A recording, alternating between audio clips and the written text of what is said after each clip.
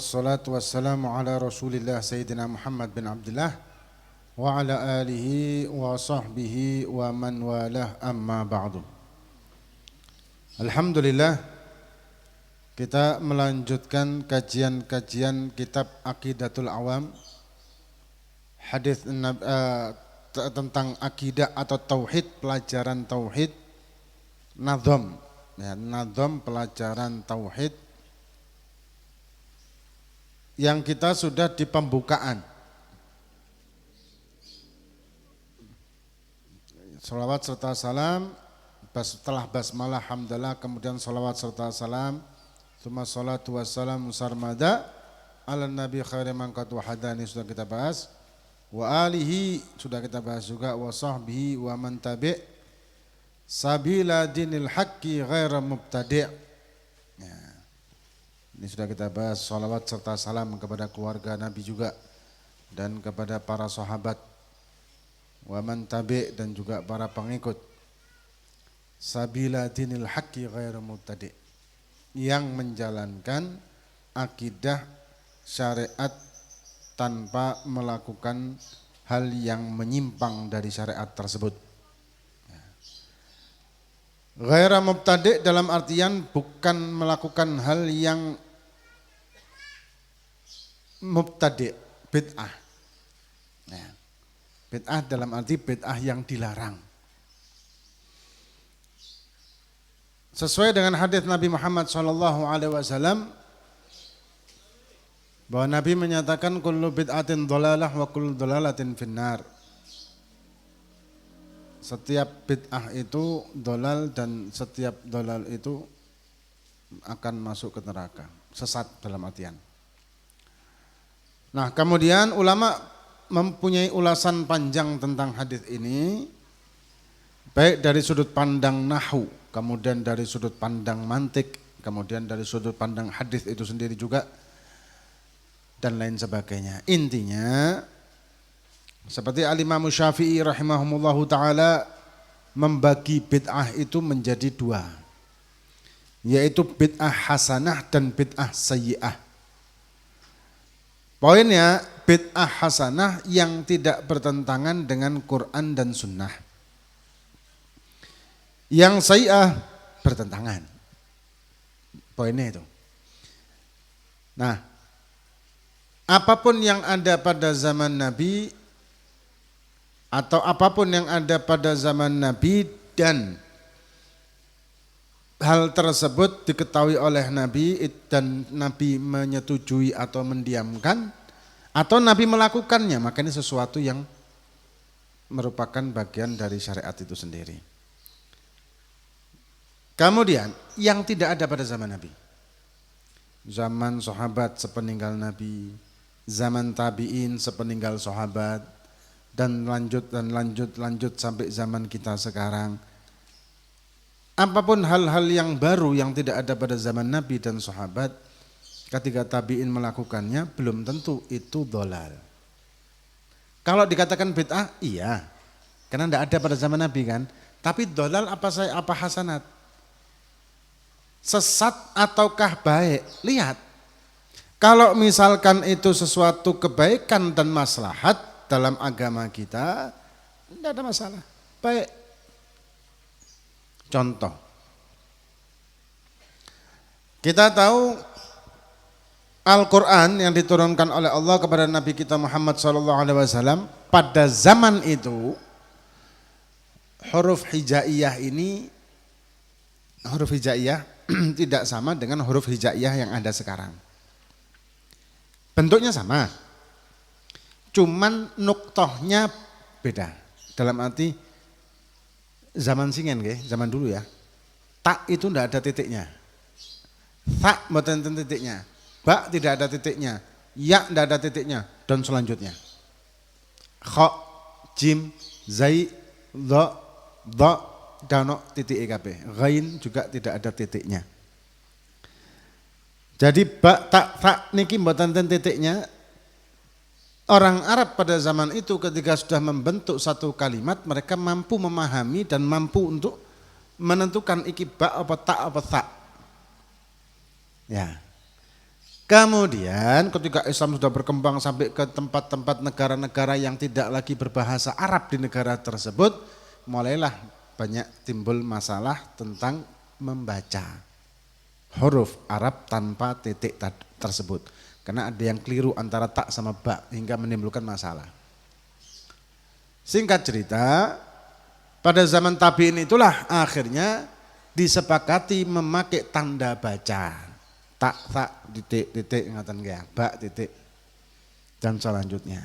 Termasuk harokat, dhammah, fathah, kasroh, dan seterusnya.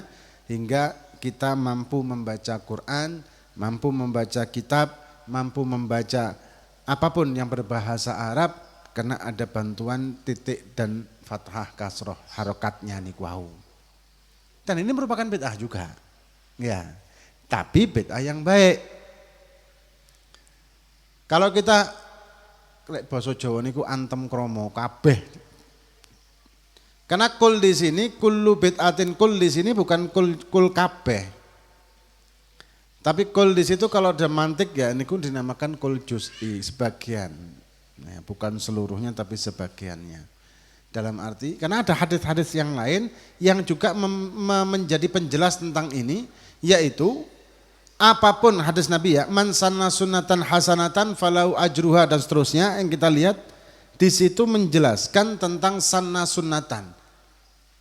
Dan ditafsirkan oleh ulama sanna sunnatan melakukan segala sesuatu yang baru yang tidak ada pada zaman Nabi, tapi sing hasanatan sing api maka falau ajruha oleh ganjarane wa ajru man amila bialan wong sing nglakoni oleh ganjarane maksudnya oleh sahame.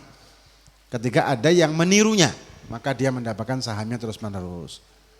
Ada yang mengatakan loh yang dimaksud itu adalah sunnah Nabi, man sanna sunatan, artinya adalah siapa yang melaksukan menghidupkan sunnah Nabi. Hasanatan, loh kalau secara itu aja kita akan bingung nanti. Bingungnya apa? Karena ada lanjutannya. Lanjutannya apa? Man sanna sunnatan sayyi'atan.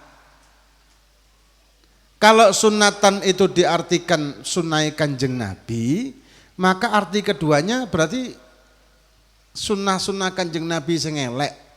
Lah ngoten. Ya, siapa yang melakukan atau menghidupkan sunnah Nabi yang baik, maka dia dapat pahala. Terus selanjutnya, barang siapa yang menghidupkan sunnah Nabi yang elek, maka dia mendapatkan dosa. Karena udzubillah lek ngartikan gitu. Nah kan pada sunnah man sana sunatan siji, yang kedua juga sana sunatan juga selanjutnya, lanjutan hadis itu. Nah terus sudah seperti ini, bagaimana ini? Ya karena itu yang dimaksud sunatan itu bukan sunnah kanjeng Nabi, tapi segala sesuatu yang baru yang tidak ada pada zaman Nabi. Nah, jadi sesuatu yang dikerjakan, dilakukan, dikatakan tapi tidak ada pada zaman Nabi. Kalau itu baik, maka mendapatkan pahala kata Nabi. Kalau itu jelek, maka mendapatkan dosa. Bukan sunnah Nabi yang dimaksud ini. Kalau sunnah Nabi, kalau sing elek, semua sunnah Nabi menjadi sempurna dan menjadi pahala kalau melakukannya karena sunnah Nabi dan menjadi mulia karena itu adalah sunnah Nabi Muhammad SAW. Apapun pakaian, cara bicara, cara berjalan, makanan kesukaan, apapun yang disuka sama Nabi, yang dilakukan sama Nabi, yang disuruh oleh Nabi, apapun menjadi baik, menjadi sempurna, menjadi mulia. Apapun. Ketika kita niat melakukan itu untuk tujuan melaksanakan sunnah Nabi, apapun. Ya, Nabi suka melihara jenggot, maka sunnah melihara jenggot. Nabi suka melihara jenggot tapi dirapikan, maka sunnah melihara jenggot dan dirapikan, bukan terus ngeten. Apa ngeten nih? Rapi. Nabi suka memakai kopiah, maka sunnah pakai kopiah. Nabi suka memakai siwak, maka sunnah memakai siwak. Dan banyak. Nabi suka dengan kurma ajwa, maka sunnah ketika kita memakan kurma ajwa. Dengan ittiba sama Nabi. Banyak hal, pokoknya apapun. Nabi minumnya, cara minumnya begini, cara duduknya Nabi, ketika minum begini, cara makan Nabi, duduknya Nabi, dan seterusnya. Semuanya menjadi sunnah dan berpahala yang melakukan karena sunnah dan mulia. Ya. Dan Nabi tidak melakukan apapun yang hina. Nabi tidak melakukan apapun yang sayyi'ah. Nabi makhluk manusia yang disempurnakan oleh Allah. Maka itu dalil kedua tadi itu kan kalau misalkan kita mengartikan kullu bid'atin dhalalah akan bertabrakan dengan mansana sunatan sayyi'atan tadi dan sunatan hasanatan akan bertabrakan kan.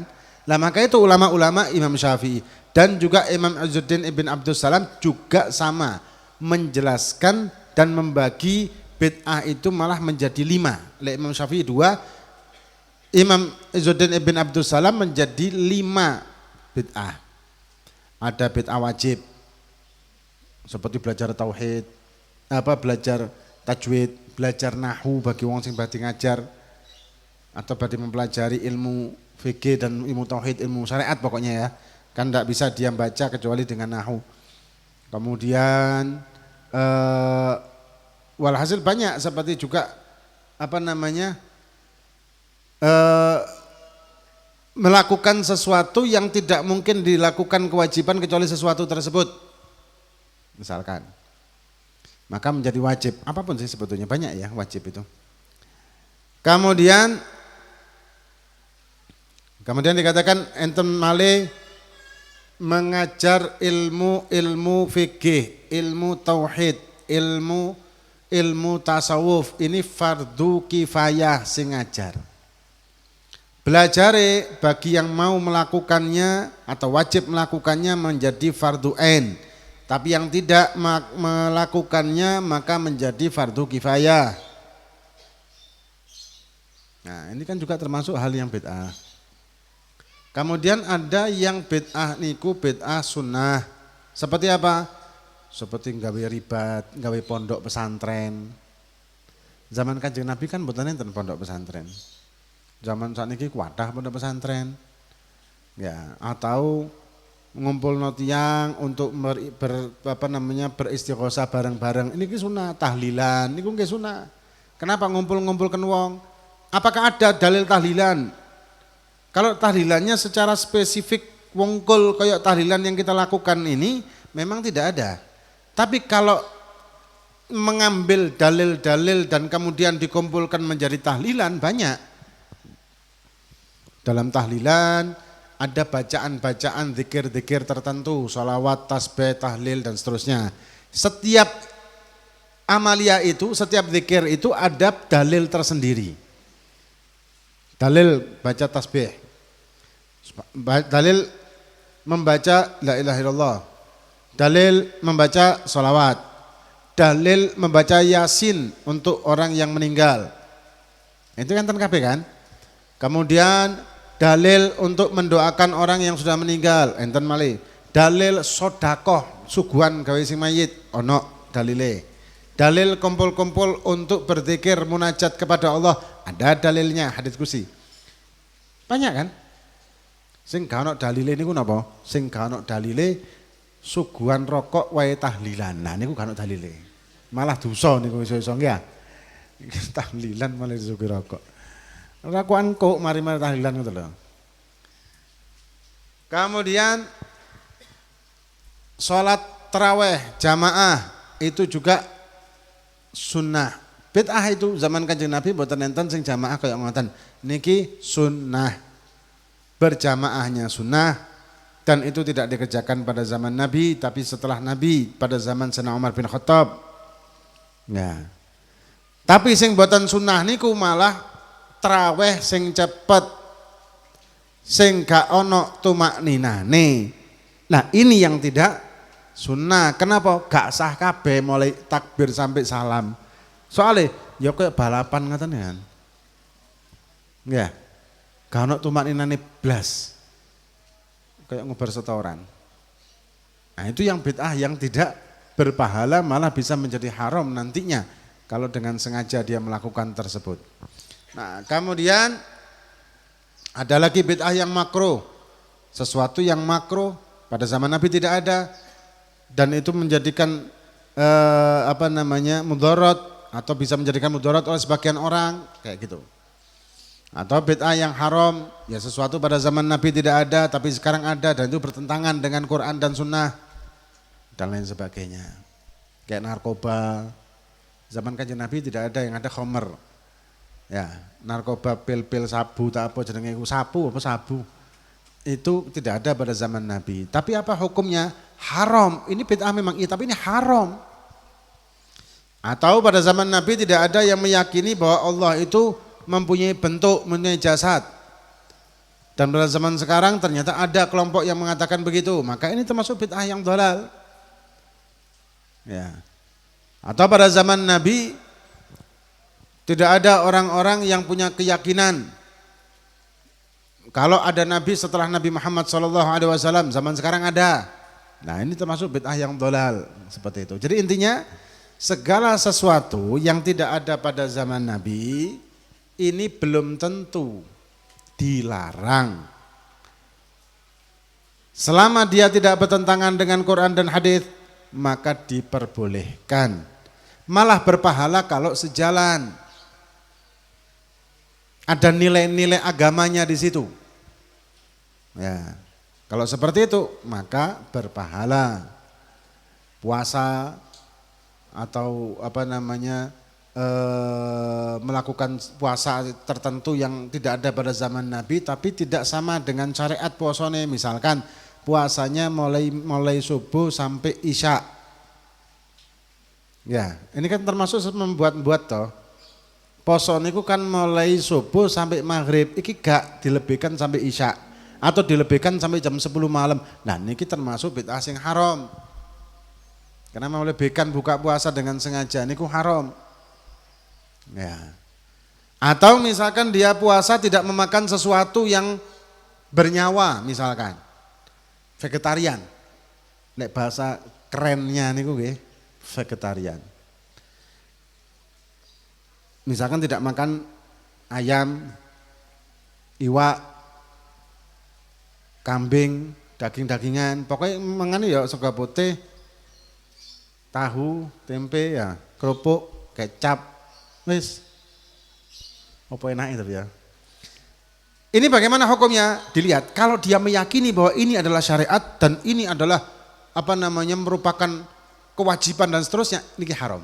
Tapi kalau dia hanya mengatakan bahwa ini sebagai latihan untuk syahwat saya, boleh. Boleh. Gawe latihan untuk syahwatnya, tapi tidak dia tidak mengharamkan makanan yang bernyawa. Lek ono wong sebetulnya daging kambing ini haram, makanya aku gak gelem. Ini bid'ah iki. Iki sesat iki. Ya, Kanjeng Nabi makan daging kambing kok. Makan daging ayam itu sebetulnya haram. Enggak boleh. Tapi kalau bagi saya mau ngelatih syahwat saya, makanya saya tidak makan makanan yang bernyawa. Boleh. Dia tidak menjadikan itu sebagai syariat, tapi menjadikan sebagai olahraga. Olahraganya hati. Boleh. Seperti kita punya olahraga fisik. Ya, olahraga fisik niku sit up lah, push up lah, apalah. Itu olahraga fisik kan? Nah, olahraga fisik tersebut mengolah diri kita secara fisik untuk kesehatan dan seterusnya. Ada olahraga batin. Olahraga batin riyadhah niku ya ngoten niku seperti itu tadi, tidak makan sesuatu yang bernyawa atau poso tidak makan sesuatu yang berwarna, ya. Poso mutih. Jadi makannya sego putih, garam, apa mana? Tahu kuning. Apa? Kelapa. Biasanya ngoten mangane sego putih, kelapa, garam. Ngombe nih. Susu. Banyu putih lak bening. Kudu putih, banyu bening ya. Nah, kalau dia menjalani itu untuk riyadhahnya, boleh-boleh aja silahkan. Asal ojo meyakini ini syariat. Iki wajib.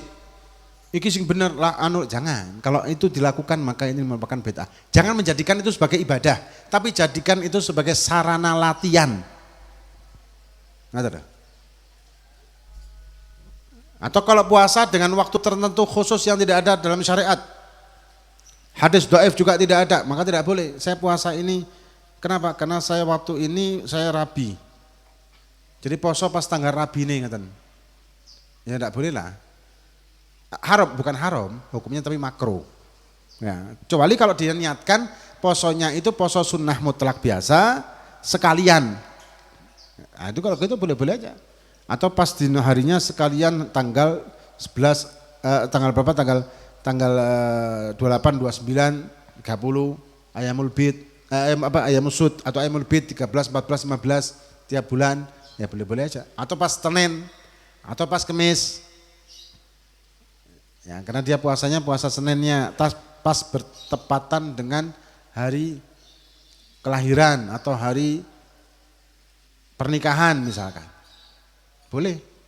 Tapi kalau mengkhususkan hari pernikahan, hari kelahiran, hari apa untuk puasa, nah ini yang tidak boleh. Ini yang makruh nantinya.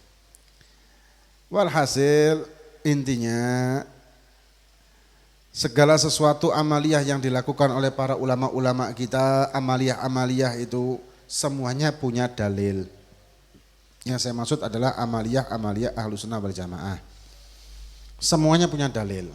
Ya, mulai tahlil, istighosah, dzikir-dzikir ini, dzikir itu, rotib-rotib segala macam. Kemudian amaliyah di bulan Rajab apa segala macam, semuanya punya dalil. Semuanya punya dalil. Kalau dikatakan loh dalilnya itu hadisnya dhaif. Hadis dhaif itu mengamalkannya boleh. Imam Nawawi yang ngomong itu Imam Nawawi. Al-Imamun Nawawi itu muhaddits. Ahli hadis, ahli fikih, alim alamah, wali.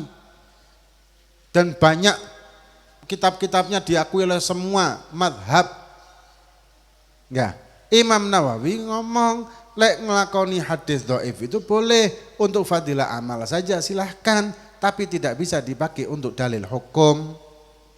Nah, kalau ada orang yang mengatakan, waduh hadis dhaif gak oleh dilakoni, ya berarti dia lebih pintar dari Imam Nawawi. Lebih pintar, merasa lebih pintar, betul lebih pintar. Merasa lebih pintar dari Imam Nawawi. Imam Nawawi boleh kok dia tidak boleh. Hah?